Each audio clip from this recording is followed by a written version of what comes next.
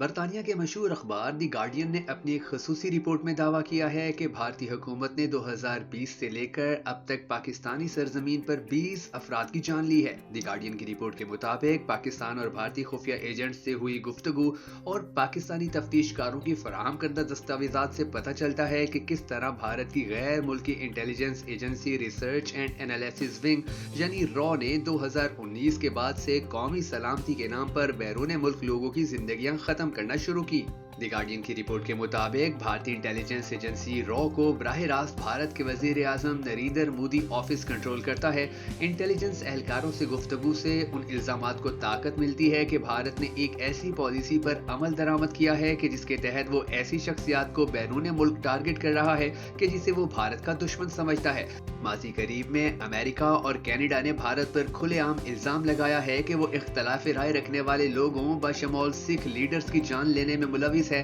سال 2020 سے لے کر اب تک بھارتی خفیہ ایجنسیوں نے پاکستان میں 20 افراد کو قتل کروایا ہے۔ برطانوی اخبار کے مطابق بھارتی انٹیلیجنس کے اہلکاروں سے گفتگو اور دستاویزات میں تصدیق ہوئی ہے کہ پاکستان میں 20 افراد کے قتل میں را براہ راست ملوث ہے۔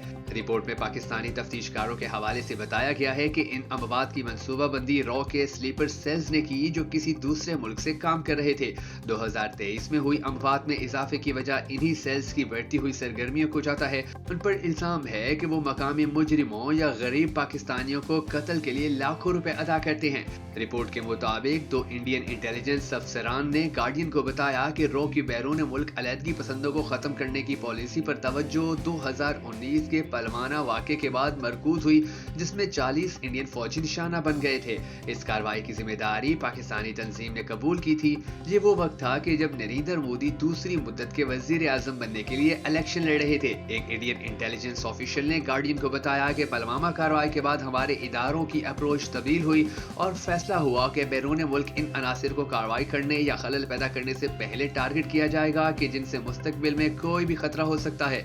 یاد رہے کہ پاکستان کے سیکرٹری خارجہ سائرس سجاد قاضی نے اسی سال 25 جنوری کو اسلام آباد میں میڈیا سے گفتگو میں کہا تھا کہ ان کے پاس پاکستانی سرزمین پر قتل کے 2 واقعات میں بھارتی ایجنٹس کے ملوث ہونے کے مستند ثبوت موجود ہیں۔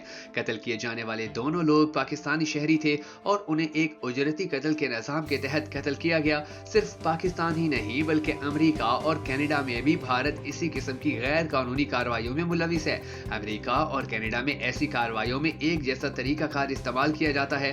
امریکہ میں بھارتی ایجنٹ ایک انڈر کور امریکی ایجنٹ سے رابطہ کر بیٹھا اور بے نقاب ہوا، اور اسی طرح دوسرے ملکوں میں بھی بھارتی ایجنٹس اپنی چھوٹی چھوٹی خامیوں کی وجہ سے اپنا پلان اور کارروائیاں چھپانے میں ناکام رہے۔ دوستو، بھارت کی یہ امن دشمنی دنیا کے کونے کونے تک پہنچانے اور خود کو محب وطن پاکستانی ثابت کرتے ہوئے اس ویڈیو کو زیادہ سے زیادہ لائک اور شیئر ضرور کر دیجیے گا۔